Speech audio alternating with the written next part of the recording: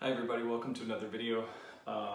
Really excited to have this wine with you today. It's a wine that I've had in previous vintages but have not had this vintage.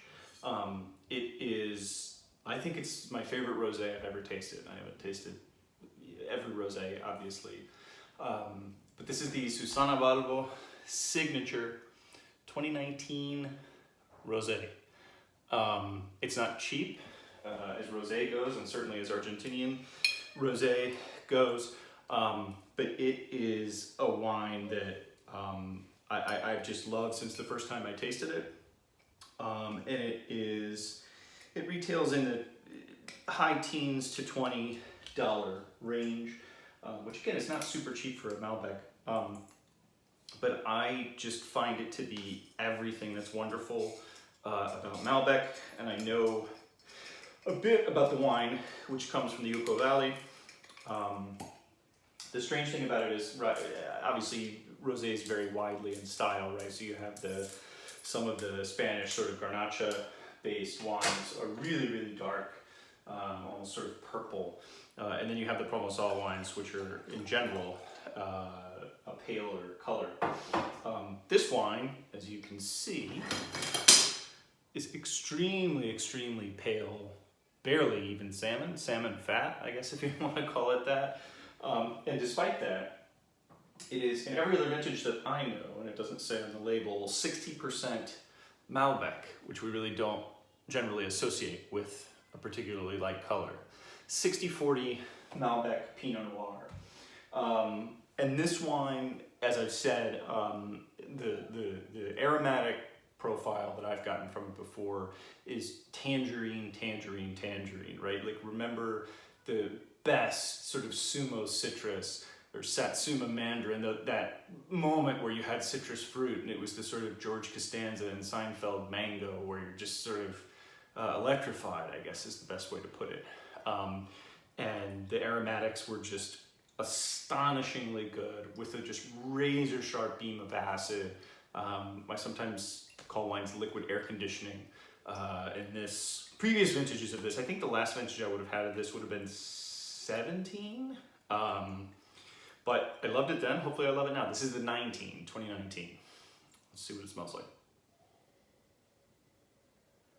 So this is a little bit more on the lemon lime part of the citrus spectrum and less on the fruitier side of the citrus spectrum than I recall, at least in previous vintages. But it almost smells like good Sauvignon Blanc from the Loire, right? It's just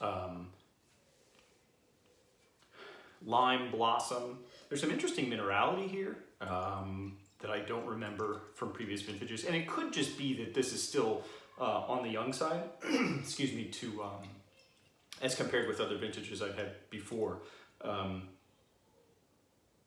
And it may also just be too cold and I just opened it and what have you. But really on the austere, lean, angular style of rosé. But it smells beautiful, just really pretty. So let's see what it tastes like.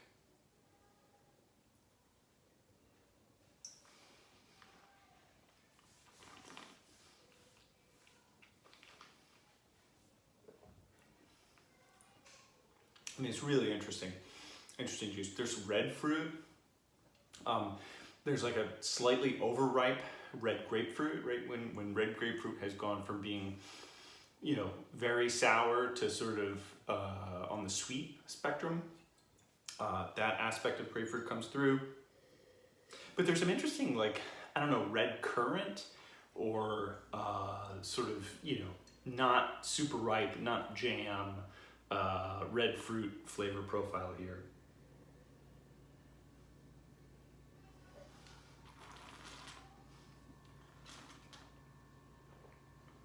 But yeah, man, a little bit of when you say watermelon with rosé, you always think it's $7 confected grocery store rosé, but there's it's hard to think of watermelon with this acidity in my mouth, but I don't know if sour watermelon candy were a little bit more natural tasting.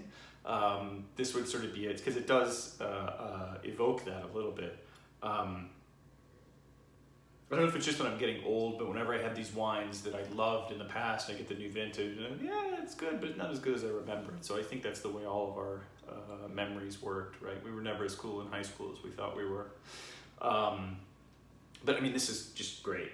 And I would be interested again to see how this evolves, you know, having the bottle open for a day, and to see how the bottle holds up. This is not a rosé that's going to be dead by the next vintage. And I was actually, I think the 18 is still available, and I was sort of torn whether to do the 18 or the 19, but I wanted to do the youngest vintage possible.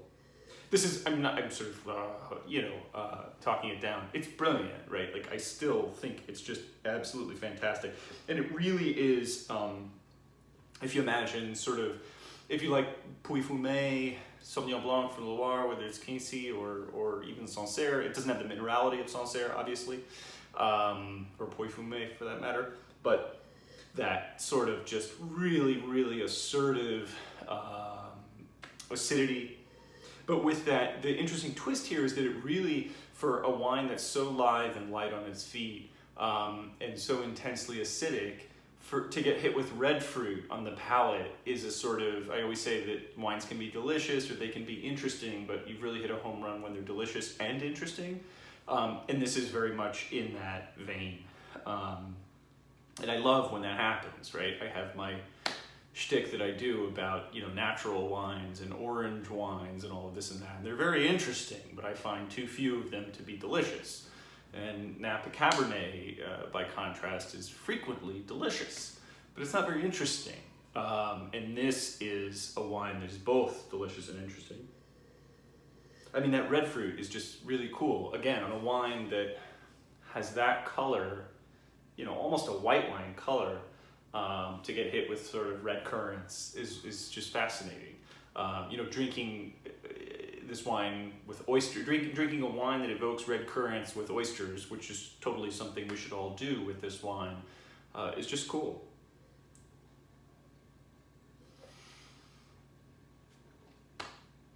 I mean, it's good. I love it. It's 92 points, and at, you know, just under $20, we'd all be suckers not to run out and buy it by the case.